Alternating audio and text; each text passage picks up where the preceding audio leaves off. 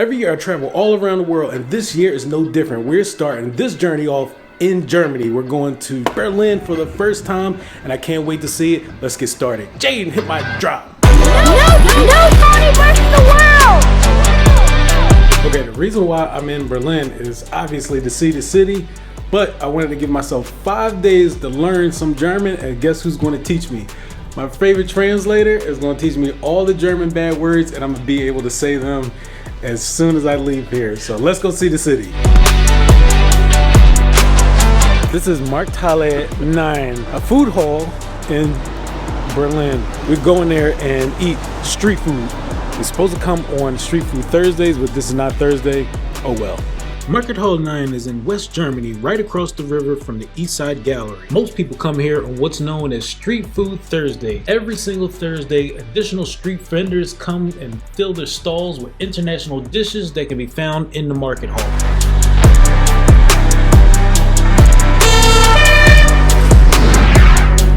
And on the subject of food, a few blocks from the market hall, you find the Oberbaumbrück Bridge. At the end of this bridge is one of the best burger chain restaurants that I've ever been to, called BURGERMEISTER. Now you guys know I don't recommend just anything, but this is one burger you have to try in the city.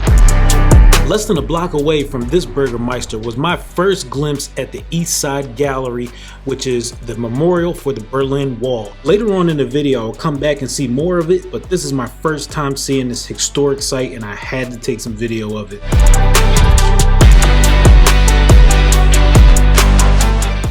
Nicht wie Syrien oder Libanon oder Palästina. Next up on the list is something heavily recommended by some local Berliners. It's a lounge called the Monkey Bar. I know the name sounds kind of funky, but there's a reason for it. This lounge actually overlooks the Berlin Zoo, so you can seriously come up here and watch the monkeys during the day and have a party at night.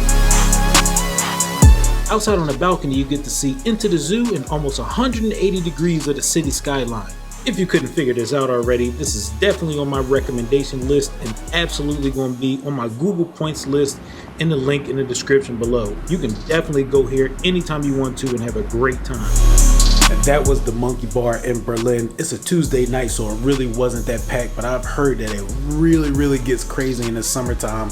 That bar overlooks the Berlin Zoo, and it was a great place. It was a nice low vibe. But to wrap up day one, Heute waren einen guten Tag, which means today was a good day. That was an easy phrase that I got taught, and I'm going to try and remember that for the rest of the video, and we're going to try to learn more German in the rest of this video, and then hopefully we get to go to another country. We're probably going to go to Hungary because I definitely want to try some other things that I saw there, but that's going to wrap up today. Right now we're going to switch it to day two. Let's go. And just like that, starting day two off at the famous Brandenburg Gate in Berlin. This is a gate that they made for a long-standing road from here to a city called Brandenburg, and they erected this gate as a monument to that road. We're going to start the rest of the day off seeing the rest of the sights of the city, and this is something free that you can do in the city.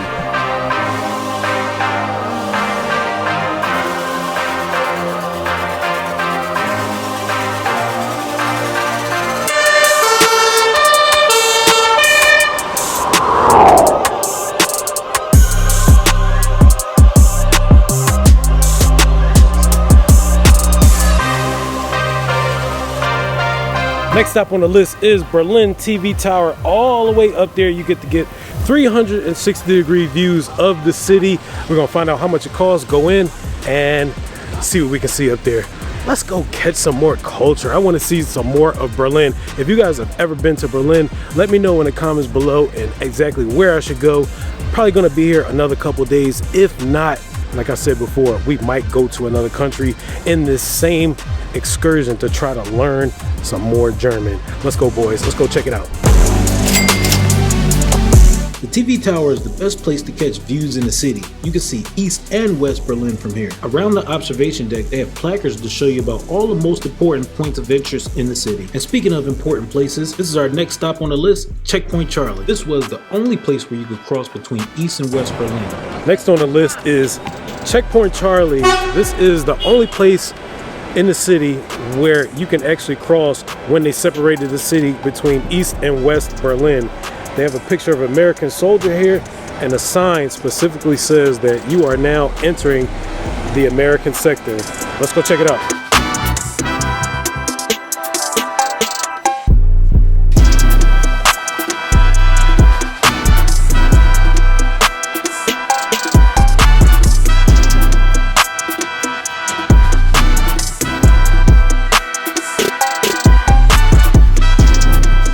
After you go to Checkpoint Charlie, learn about all the crazy stuff that happened there, you have to go to a breakfast bar called OEUF.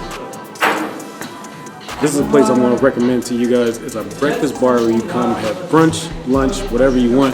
They got a lot of good options. This is one that you need to put in your books.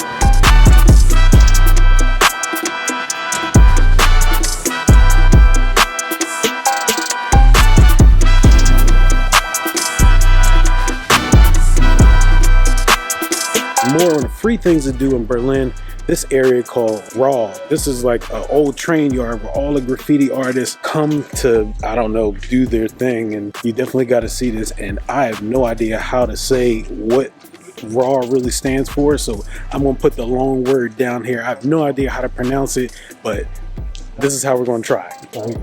Reichsbahn-Ausbesserungs-Werk, Berlin. Ha, got it.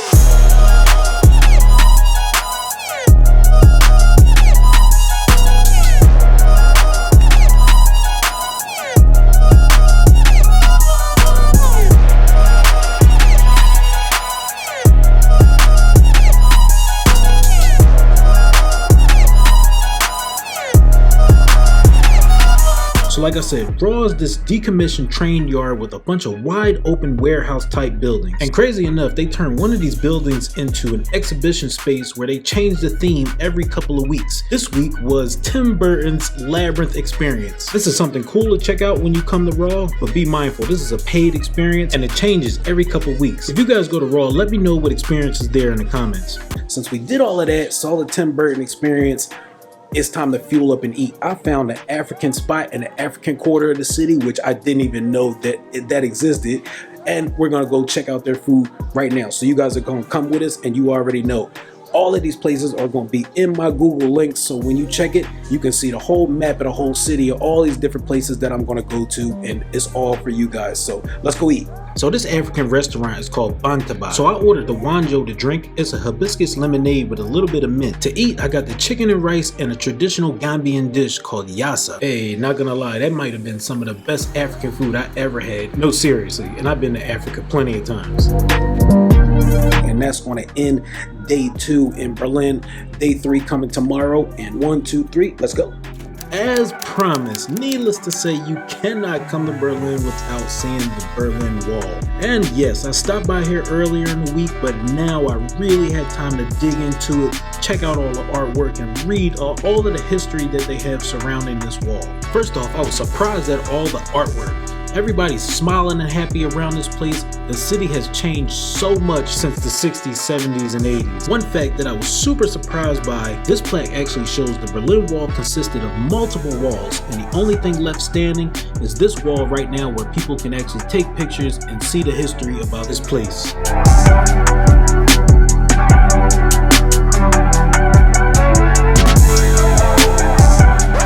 So today's my last day in Berlin. I'm actually at the airport right now.